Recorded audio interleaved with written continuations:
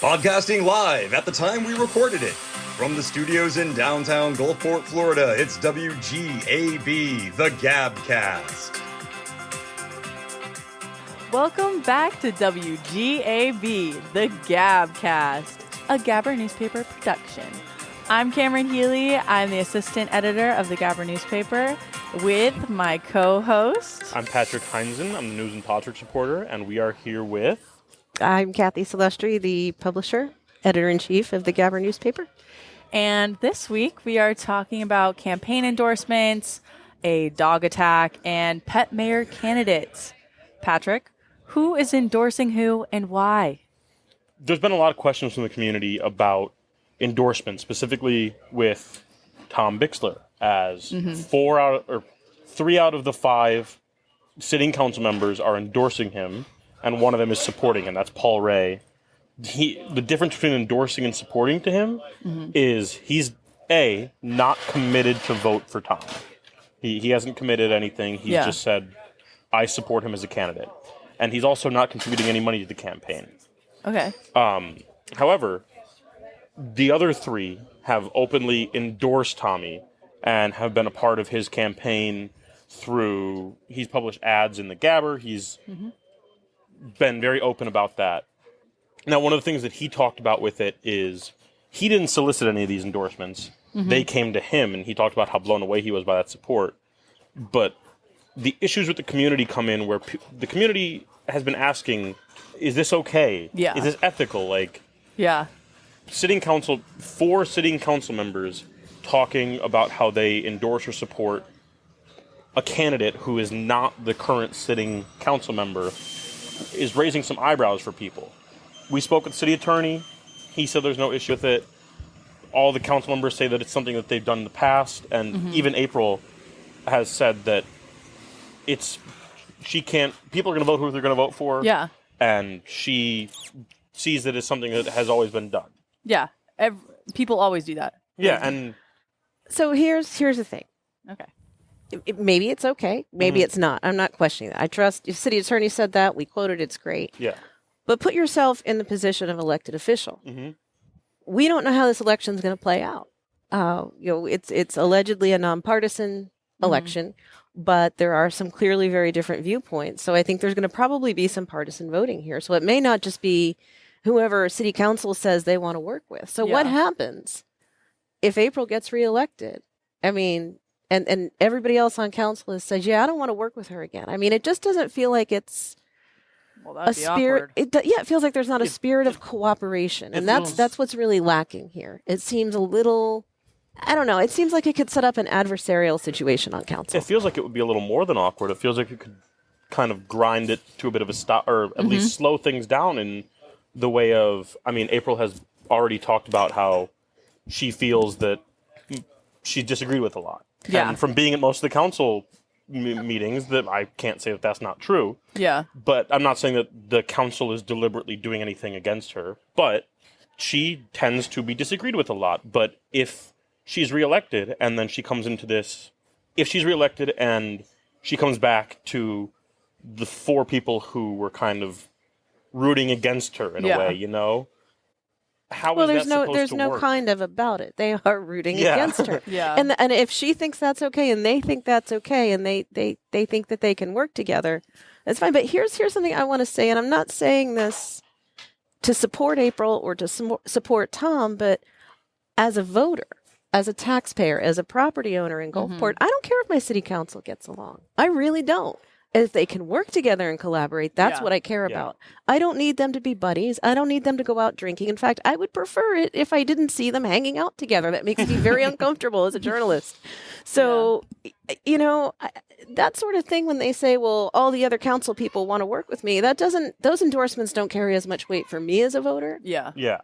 And I do wonder about how that's going to play out if April wins, if that's going to just be very awkward. But if everybody on the council is okay with it, but one of the reasons, and Patrick, I don't know if you made this clear when you interviewed everybody, one of the reasons I wanted us to write this is because people were asking us, hey, exactly. Is this okay? Is this legitimate? Can council endorse other people? So we did that and we answered it. And I know some of the council members talked about how they feel like they've been endorsing people throughout their terms, and it's never been a question until now. Yeah. Well, you're moving at the speed of news. You can't always go back through every election. But I started covering politics in Gulfport in 2003, and I can assure you there were several elections where nobody endorsed anybody. Yeah. Then there were some where people did. I don't know. We've always done it that way is the greatest excuse. But did they support people too, or I've never seen support before. I've only seen endorse, and I'm trying to remember the last time a seated council person before this current slate. I mean, I know that it's been going on for a few years. It happened while I wasn't covering Gulfport, working at another paper. I never saw support. I'm trying to remember if prior to 2015, I ever covered an election where a seated council person actually endorsed. I know a lot of former council people did, like out of office. Yeah. When Barbara Bano, who owns Stella's, ran against our current mayor, the former mayor, Mike Yakes, endorsed her. So, but he was already gone at that point. So I don't that's know. A little different than having people... it's look, I don't want to beat a dead horse. I'm glad that we got to ask the question. I found the answers were not what I expected, so that was enlightening. Yeah. I mean, so I talked with, one of the answers that I found interesting was I talked with Mayor Henderson, and when I asked him, he said that he, just likes Tommy as a person and appreciates his work ethic, but also said that while it's not abnormal for council to endorse people, he said he only endorses if he really cares about who's in that seat. Yeah. So it's one of those things where maybe they don't always do it, but to an extent it's where they're devoting their efforts to endorsing when they really feel like that effort is needed there, you know? Okay, that's fair. Yeah. And I want to point out, Sam was elected mayor for the first time without anybody's endorsements. He did that hard scrabble as mayor. Yeah. I mean, I remember that election very clearly. It was bitter. It was close. And he did it without endorsements, and it can be done either way. I don't. That's all I'm. Yeah. Yeah. I mean, I get endorsements in the way of you want to say, hey, these people are supporting me, but also I know that this is something that I'm going to be talking with Tom about more in the future. But I've been hearing a lot of rumors around town, pretty much of. Tom and his campaign are running the Back the Bixler, or not Back the Bixler, businesses backing Bixler. Sorry. Tom and his campaign are working on businesses backing Bixler, where he goes and talks to a business owner and they take a photo and they post it and it's one of the businesses backing Bixler. However, there's been talks about the Annex, the coffee house, where he went and he spoke with them and took a photo and had the businesses backing Bixler, and he had his meet and greet there the other day, on Sunday, or yesterday, Monday, I believe. He had his meet and greet there. But the Annex, after some talking with other community members, the Annex released a statement that said that they do not support either candidate specifically, and that's been bringing confusion to people about what level of endorsement did they give in the first place, or where are they at with endorsement now? Because if they came out and said we don't support anybody, then where did the original endorsement come from? You know, so that's something that I'm going to be talking about with Tom in the near future because it is something interesting. But the idea of endorsements to me, I get it, where it's you want to say, look, these people support me, but in a way, to me, it feels like for no matter what, it's just like look at my cool friends, you know. I have more friends than you, and my friends are cooler than you, and it's like, okay, but what about what you want to do as a council member? Yeah. Or how you're going to work with council, or you can say, I am supported by all these people. What are they supporting you for? Are they supporting you because you're going to talk about these things in council? Are they supporting you because of this? Or are they just supporting you because they like you more than the other person, you know? Yeah. So that last one shouldn't factor into it. Yeah. It's who's going to work for me? That's what I want to know is who. If I call up my council member and say we have a problem in my neighborhood, I'll give you a great example. Ian O'Hara, who is not up for election now, so I can use this example. Ward 4. Somebody called him up and said people are flying down Tangerine. Ian O'Hara said okay. Went to the city manager, said can we get a traffic study and see if this is true? came back. There was a traffic study. I'm glossing over a lot. It was true, and there was a stop sign. That's all I care about. As someone voting, are you going to be that guy if we call you and say, we got a problem? Are you going to be the person who helps me? But every voter's different, clearly. Absolutely. Yeah. Well, all right. The community always has some great questions about the way the city works. I mean, I feel like I've been learning a lot about Gulfport through council meetings and also just talking with people in the city.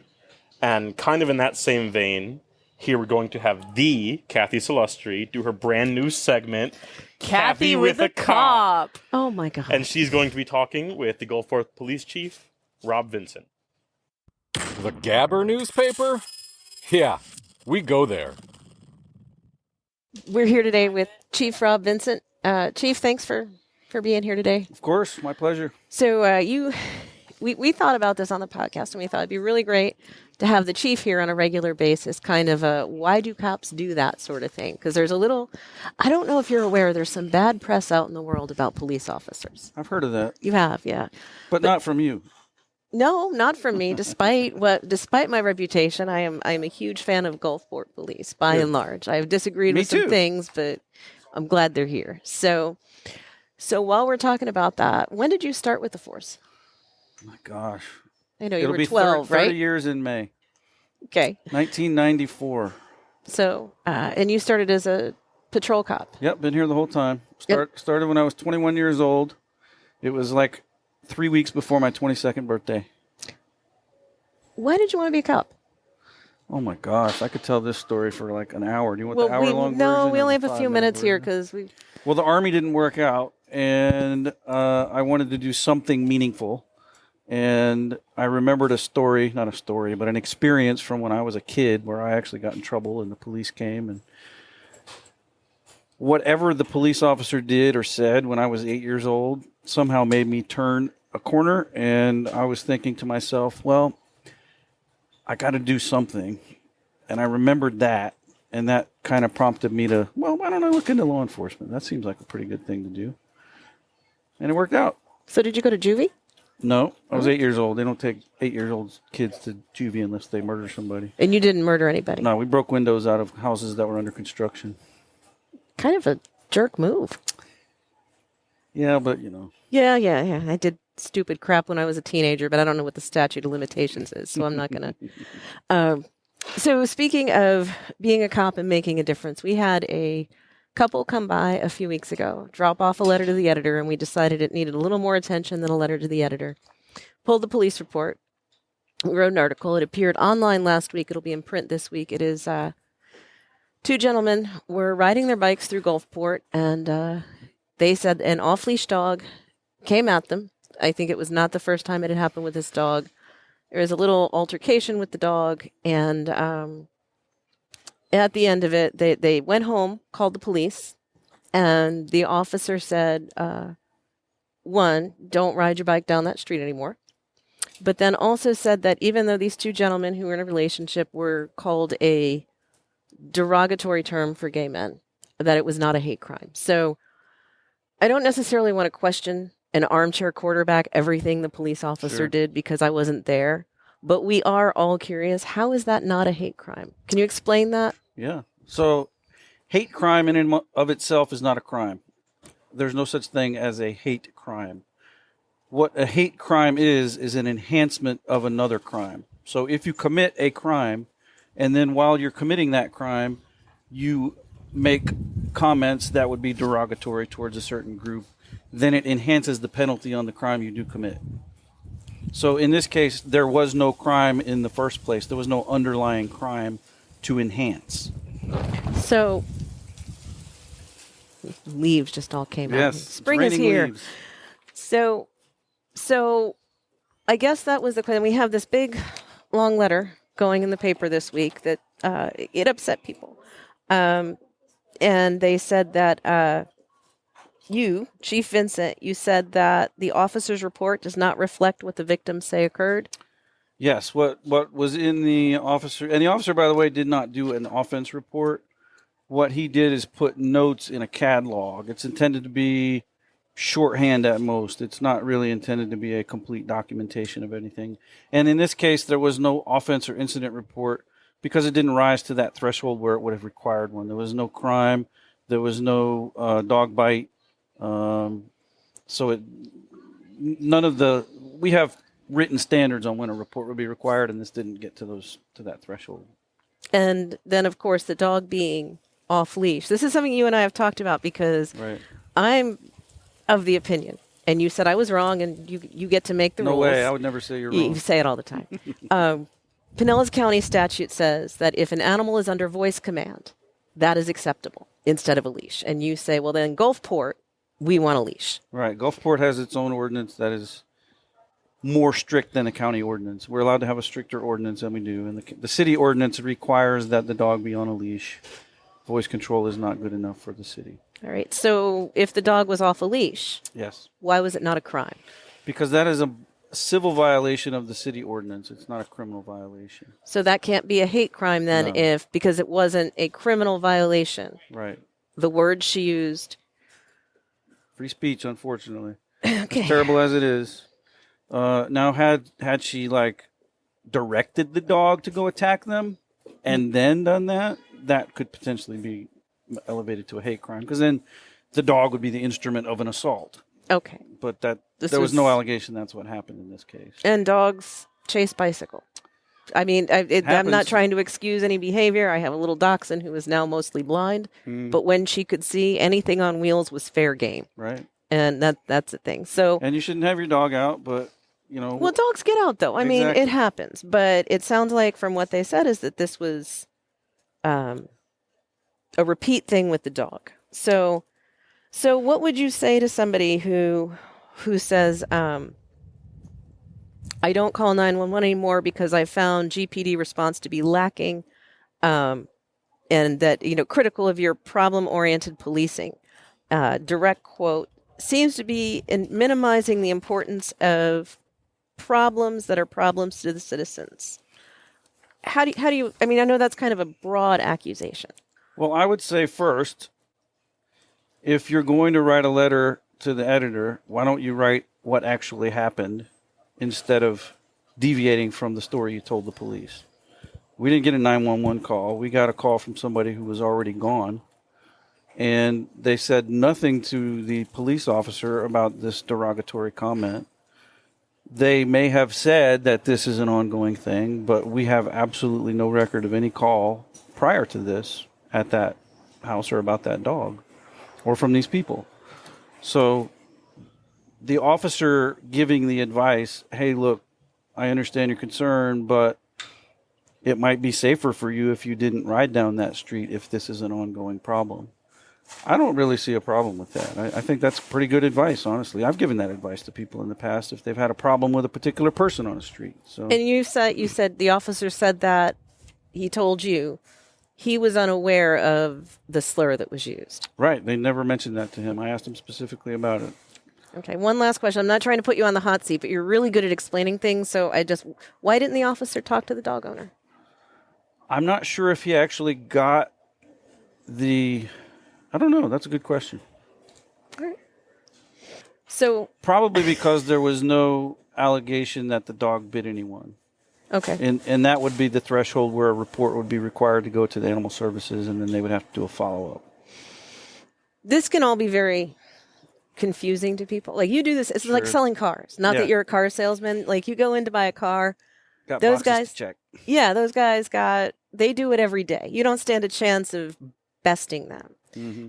And it's not like you're trying to best people, but it's the same thing. You deal with the reports every day. The average citizen, hopefully, does not deal with the police every day. So how are they supposed to know how to navigate? Because there's already a sense of uneasiness, right, with some people in police. Some people are perfectly comfortable around cops. Some people are a little too comfortable around cops. But there are a lot of, some people a little apprehensive. So how could this situation have gone in a way that was more positive outcome for everybody involved? Well, the officer who took that call, he's very level-headed. His version of what happened was that the moment he told the caller, that it was since there was no bite, there was not going to be a report. There was not going to be a referral to animal services. That person got pretty upset, especially when he said you might want to consider taking a different route. And at that point, it was merely the caller yelling at the officer, and he really had no opportunity except when the caller hung up. That was that. Now, he may have probably been best to call back later when there was a little calm had passed. That probably would have been the best way to handle it. But that phone call, this was a phone call, it wasn't an in-person meeting, it didn't go well, and there really wasn't an opportunity during the phone call to have that follow-up before the phone call ended. So Okay. I'm not trying to excuse any behavior. I'm not trying to shift anything with an officer or a person, but I'm really curious because, I've had to call the police a few times with an altercation, and it's emotional, right? Yeah. But cops get yelled at a lot, I think. Is that? Yeah, I know, but Well, no. Do your officers get yelled at a lot? Only a little. Yes, of course. It's the nature of the job. People yell at you. But it's different when it's in person versus on a phone call. When it's in person, you can stand there and listen. And then when they're done, you can say, all right, let's carry on this conversation. But if they're yelling and then the call suddenly ends, do you call back and try to pick it up where you left off? In this case, he didn't. So okay, that's that. I appreciate you coming on and being willing to talk about it, because I know it's been just online and that it's going to be in print this week. So I just want to be able to direct people to, hey, the police did explain it a little bit more. And they're willing to talk about it. They're not saying it's not, That's more words than you can put in your paper. So it does take quite a bit of explaining. Okay, well, it's not a simple answer. I'm sure next week we'll have more questions as to why cops do that. Well, I'll be here. We look forward to it. Thank you, Chief. Of course. Have a great day. Stay safe. Find all your Gulfport and Tampa Bay Beaches news and things to do at thegabber.com. Hi, and we're back with WGAB, the Gabcast, powered by the Gabber newspaper. I am Kathy, back with Chief Vincent, hoping that he can help us solve an age-old mystery. I started work at the Gabber in 2003, a little bit after you came to Gulfport. A little bit. And since the day I started there, we had this photo in the office. Yeah. Car through the window of the Gabber newspaper. The license plate's unreadable. Yes, we're aware. It's washed out. No one knows what happened. So this week in the paper, we're printing the, there's nothing on the back. We are printing this, hoping somebody remembers. And then because I work with really smart people, they said, the police might have records of this. It was a car through a window. I doubt it. How far back do the records go? Well, it depends on what the offense is. Everything in Gulfport is kept according to state-regulated, what is it called, Schedule of Records Retention. Car through a newspaper window is what? Unless it was a capital felony, which would be a murder or a child abduction or something along those lines, chances are we do not have the record anymore. So, unfortunately, it's just up to our readers and our listeners and our viewers. Let your super sleuth readers figure out what happened. If we could pull out this license plate number, if we could work it out and tease it out in an editing thing, would we be able to run a plate from at least, is this pre-1992? This Maybe. Happened before the last owners bought it. So we might be able to. All right. Well, we'll see what we can do. Yeah. All right. Well, I said goodbye to you before. I'm going to say goodbye to you again. Okay. See you next week. Good luck with the crash. All right. We'll be right back on the WGAB, the Gabcast. Did you know, in 1968, our founder, George Brand, started the Gabber newspaper, then called the Gulfport Gabber, to hold Gulfport City Council accountable. Read more of our City Council coverage and learn about our policies on reporting, fact-checking, and funding. Visit thegabber.com. Hi, everyone. We're back with WGAB, the Gabcast. I am once again Kathy Celestri, the publisher and editor-in-chief, joined by my assistant editor, Cameron Healy, who is super, I believe the phrase is swaggy. Yes. Okay. And of course, yes. Pat Heinzen has replaced the chief I mean, you didn't replace the chief. I could No one never. could replace the chief, but you took his seat at the podcast. And so we talked about city council elections. We talked about dogs. We talked about a car crash. So what's up next, Cam? Let's kind of get to the politics of things. Did you just say politics? I mean pet mayor. P-A-W? Yes. Okay, pet mayor. So exciting. Mayor elections. Yes. So I have a couple candidates that I would like to tell everybody about. about. Can we just stop for a second? Because somebody might be listening to this and might have heard enough bad press about Florida to think we're a city that actually only has a pet mayor. We do have a human mayor. We do. We do. But pet mayor is more of a ceremonial title. Well, it's just a little I wouldn't take any. The candidates are working hard. Their campaign is in full swing. They're really trying to be the cutest and cuddliest of them all, trying to get everybody to give them the head scratches that they deserve. If there's anybody that can represent Gulfport and be the face of this city, it's a furry little friend. Cam, could you introduce us to some of these furry little friends? The first little friend that I have is Banjo. Banjo is a paralyzed dog. Unfortunately, a few years ago, Banjo found out he had stage 5 IVDD, which ended up paralyzing his legs. But now he has the cutest little wheels that he just walks around on, and he loves to swim. So he's living a happy dog life, but he has so much love for people and his community. So I like that we have somebody representing dogs with disabilities in this election. I know.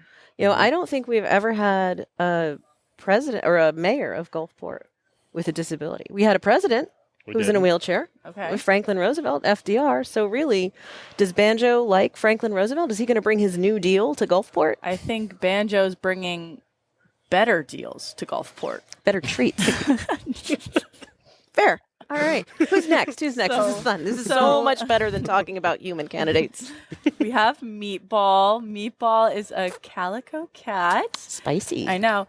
So Meatball was found on the streets all alone, trying to find food and shelter at 3 weeks old. She was a little baby she was. I know. Isn't that so sad? But her family rescued her and brought her to sweet old Gulfport. And her lovely human companion has said that Meatball's courageous story gives a ray of hope to the people of Gulfport. She seems like a real bootstrap kitten. She worked her way off the streets and she's learned to adapt. She's cute and cuddly, but she really is one tough cookie. She knows what it's like. I've never met a cat that wasn't. Actually, if we had a cat as president, stuff would get done. Did you know that there are almost no male calicos? They are exceptionally rare. You see a calico cat, it is female. Yes. That's so cute. Yes. Women in power for real. Purr. Period. Yeah, it's a bridge too far. I was too close to the sun there. Gen Z lingo. What's next? Who's next? So then we have Rudy. Rudy is a pit bull, and he is a very, very kind and friendly dog who has so much love for his Gulfport neighbors. He wants to show this love by being the next pet mayor. Here comes a pet right now. Right. Hello. So when you talk about pit bulls, what I think of with pit bulls is they can get a little bit of a bad reputation. I know. So I like that But they are, if you think about it, they are the cutest little babies. They were on the Little Rascals, which I'm sure I am way too old for you to remember. You do? I do know what that is. You read about it in a history book? No, wasn't that a bull terrier?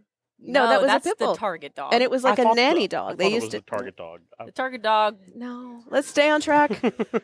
Whatever. Who's up after? No, Rudy. Rudy has the spirit and inclusiveness of Gulfport, and he loves North End Tap House. He loves the Wine House, Tommy's Hideaway, and he always stops at the Water Bowl at the Gulfport Beach Bazaar, which you guys should go look at our webcam. It's very interesting. Every time I walk over there, I always see the little dog beer bowl outside of the brewery, and I think that's the cutest thing. Gulfport Brewery, dog beer. Yeah, I'm taking care of a dog right now, and unfortunately, she's leash reactive. She's great when she's off the leash. Like in the dog park, she's great. But I wanted to take her for a walk down here, and I was like, there's going to be way too many dogs for that, on a leash. So, but yeah. Unfortunately, she doesn't get to enjoy any dog beer, but that's okay. Rudy will have it all.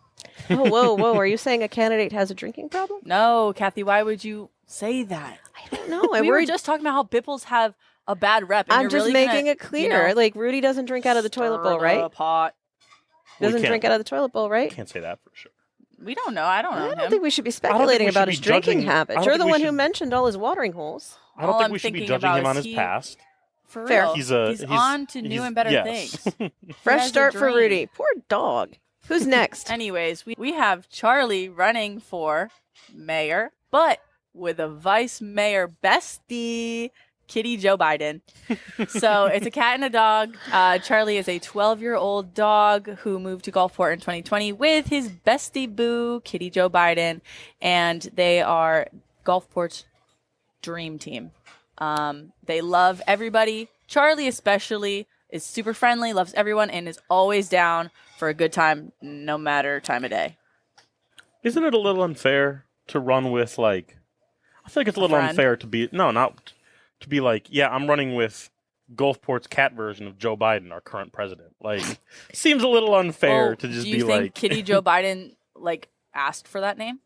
Look, all I know is I heard Kitty Joe Biden has classified litter hidden in his closet. So I know. Yeah, it's bad. It's bad. All I know is Kitty Joe Biden and Charlie are going to take on Gulfport with the best, most positive reactions as they possibly can. I'm excited for Kitty Joe Biden. I know. He takes his, is he a polydactyl where he can turn his little paws up and do that? I don't know. That'd be You cool. should ask him. All right. What are we having, Wag the Kathy? dog. Yes, Wag the Dog. The candidate forum. Yes. So tell us more about that. What's going on for Pet Mayor and the forum? I think some of our viewers and listeners know that when last month, was it just 2 weeks ago? We had a candidate forum. End of January, yeah. Yeah, a candidate forum for the people running for Gulfport City Council Ward 1. A lot of fun. It was. I don't know if I would go with a lot of fun. I think it was informative. A lot of views on our YouTube channel. That's right.